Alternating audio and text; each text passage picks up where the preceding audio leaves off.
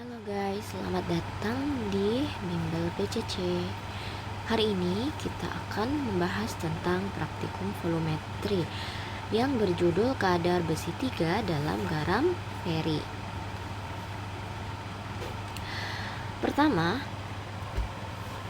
FeCl3 atau garam feri ditambah dengan Ki berlebih akan menghasilkan FeCl2 ditambah KCl ditambah I2. Ini berlangsung dalam suasana asam. Ya, ini adalah reaksi redoks yang berlangsung dalam suasana asam. Kemudian I2 yang dibebaskan yang ini akan dititar dengan tio. Ya, sehingga dihasilkan NaI dan Na2S4O6. Oke, ini merupakan titrasi iodometri karena menggunakan natrium tiosulfat sebagai penitar. Oke, sekarang kita bahas dari segi siapa oksidator dan reduktor dalam penetapan ini. Kita lihat yang pertama dari FeCl3 dari barisan yang pertama ya. FeCl3 dalam hal ini berarti Fe-nya itu plus 3 ya. Tapi kalau kita bilokskan itu urutannya dari Cl dulu ya. Cl itu min 1 dikali 3 min 3. Terus supaya 0 jadi ini plus 3. Dikasih turun plus 3 lagi. Jadi Fe itu muatannya plus 3. Kemudian Ki di sini K itu plus 1 dikali naik plus 1. Kemudian supaya 0 jadi min 1. Dikasih turun maka I adalah min 1. Untuk FeCl2 ya Cl nya dulu dikerja ya, min 1 dikali 2 min 2. Kemudian supaya 0 ini plus 2 maka Fe nya itu ya plus 2. Untuk KCl sebenarnya dia nggak berpengaruh tapi nggak apa-apa, kita kerja aja. K plus 1 ini plus 1 supaya 0 min 1 ini min 1. I2 karena dia adalah molekul atau unsur bebas ya, unsur bebas karena hanya satu huruf ya, maka dia 0 kali 2 ya 0 gitu ya. Jadi untuk I2 ini 0. Kita lihat di sini kalau misalnya kita butuh jawaban yang cepat guys, kalian bisa lihat dari indeksnya aja ya. Jadi Fe itu plus 3 yang sebelah sini. Kalau yang area sini berarti Fe nya plus 2. Dari segi I nya itu min 1 ya selalu ya. I itu min 1 kalau dia bergabung dengan unsur lain. Dalam hal ini adalah bergabung dengan K, maka pasti min 1. Kemudian unsur bebas I2 berarti pasti 0 gitu. Jadi kalau misalnya disuruh jawab cepet kayak gitu ya, tapi kalau dikasih cara dijabarkannya seperti ini. Nah, kemudian di sini kita lihat yang berubah adalah Fe ya, Fe3 ke Fe2. Ini berarti ini dia turun atau naik? Turun ya, berarti dia yang dilihat itu yang bawahnya ya anak-anak. Jadi yang dilihat itu yang biloks bawahnya, biloks asli. Kalau yang atas ini namanya biloks total. Jadi ini plus 3 ke plus 2 berarti turun, maka dia adalah reduksi ya. Kalau turun reduksi. Terus ini dari I min 1 ke terhadap I 0 ya, di sini berarti oksidasi gitu. Jadi kalau ditanya siapa yang mengalami reduksi berarti FeCl3. Siapa yang mengalami oksidasi berarti Ki gitu ya. Kalau yang berperan sebagai oksidator, ingat kalau or itu harus kebalikan dari apa yang kita tulis gitu ya. Berarti kalau oksidator maka yang dipilih reduksi, berarti ini oksidator gitu ya. Berarti oksidatornya siapa? FeCl3 gitu. Nah, kalau reduktornya siapa? Reduktornya berarti yang mengalami oksidasi ya, berarti yaitu Ki gitu ya. Jadi kalau ditulis di sini oksidatornya justru yang mengalami reduksi anak-anak, yaitu FeCl3, dan reduktornya itu berarti si Ki gitu. Kalau misalnya disuruh kuis ya, lagi kuis ditanya sama guru, itu bisa langsung dihafalkan saja. Itu ya, yang penting kalian tahu dapat dari mana. Nah, kemudian ini karena iodometri, jadi titrasinya itu berlangsung ini ya, reaksinya itu 2 kali gitu ya. Yang mana I2 akan, yang selanjutnya itu adalah I2 akan bereaksi dengan penitar ya, atau tio. Ini penitarnya gitu. Nah, kalau ini nggak perlu kita cari siapa oksidator reduktornya sih, karena ini adalah tahapan yang terjadi di dalam titrasi. Kalau yang ini kan memang kayak bahan yang kita pakai kan, yang di bagian awal ini gitu. Jadi saya yang ditanya tuh pasti yang area sini. Tapi kalau misalnya kalian mau nyari siapa oksidator reduktor dalam reaksi reaksi yang kedua ini, bisa aja gitu ya. Oke.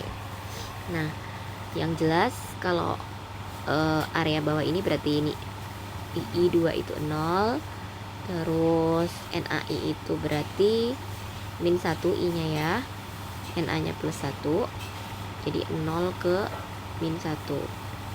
Berarti berapa itu ya? Turun atau naik? 0 ke min 1 itu berarti turun. Berarti reduksi. Berarti dia oksidator.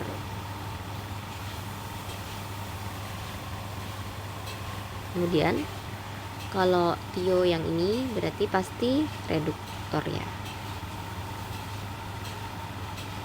Ini bisa kita tulis Na plus 1 dikali 2 plus 2, oksigen min 2 dikali 3 min 6, berarti sisanya plus 4 dibagi 2 plus 2 itu ya, plus 1 plus 2 min 2 min 12, totalnya harus 0 berarti plus 10, plus 10 dibagi 4 berarti plus 2,5.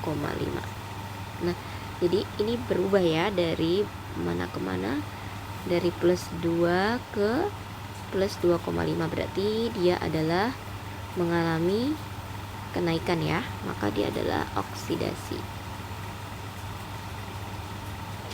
atau reduktor. Oke. Nah, perhatikan di sini kita masuk ke cara kerjanya ya. Pertama, FeCl3 ditambah dengan dikasih masuk dalam labu ukur di 100 ya, labu ukur 100, habis itu dipipet 25, berarti nanti ada faktor pengencerannya. Lalu ini akan membentuk lalu akan ditambahkan HCl, Ki, dan juga natrium bikarbonat ya.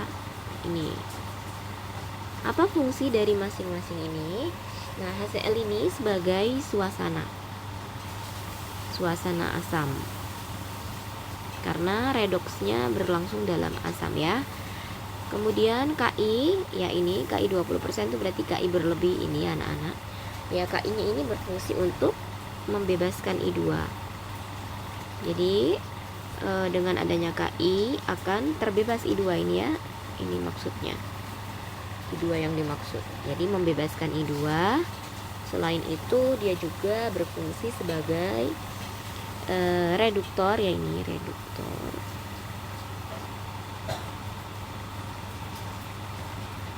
Berfungsi sebagai reduktor. Kemudian apa lagi ya? Dia berfungsi sebagai zat ketiga. Ya, zat ketiga. Ya. Nah, ingat ini zat ketiganya enggak, nanti aja. Kemudian oh ya boleh deh. Zat ketiganya ini ditambahkan secara berlebih, sehingga kenapa ditambahkan secara berlebih? Karena I2 itu sukar larut dalam air. Jadi I2 ini yang I2 yang akan terbentuk nantinya itu akan sukar larut dalam air. Sehingga dia membutuhkan apa supaya bisa larut dalam air? Membutuhkan Ki yang banyak gitu guys. Jadi kenapa tambakan berlebih? Supaya itu tadi ya, supaya membantu agar I2 itu larut gitu. Selain itu juga karena dia I2 itu larut sehingga menyebabkan warnanya itu coklat. Nah, jadi warna coklat ini disebabkan karena adanya Ki berlebih yang bertemu dengan I2 nantinya dan membentuk Ki3-. Jadi Ki3-, kompleks Ki3- itulah yang berwarna coklat ya, gitu. Kemudian apalagi di sini perasaan ada lagi ya Kak, berlebih. Kenapa ditambahkannya secara berlebih gitu ya? Supaya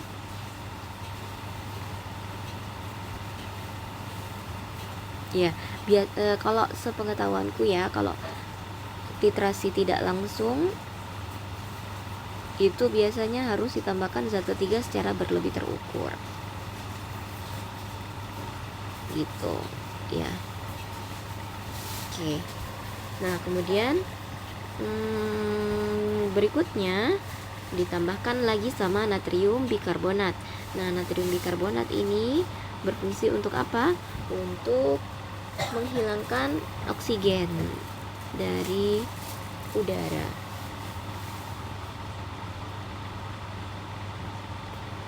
Menghilangkan oksigen gitu aja ya, baik itu yang dari udara maupun yang dari air gitu. Nah, ini oksigen ini kenapa memang harus dihilangkan dengan natrium bikarbonat? Supaya karena I2 kan kita nanti pemeran utamanya itu kan I2 ya. Karena I2 itu mudah banget teroksidasi oleh oksigen gitu.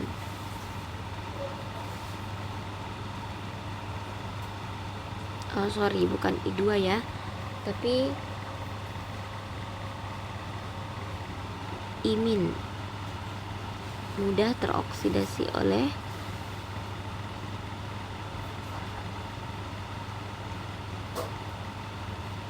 oksigen gitu.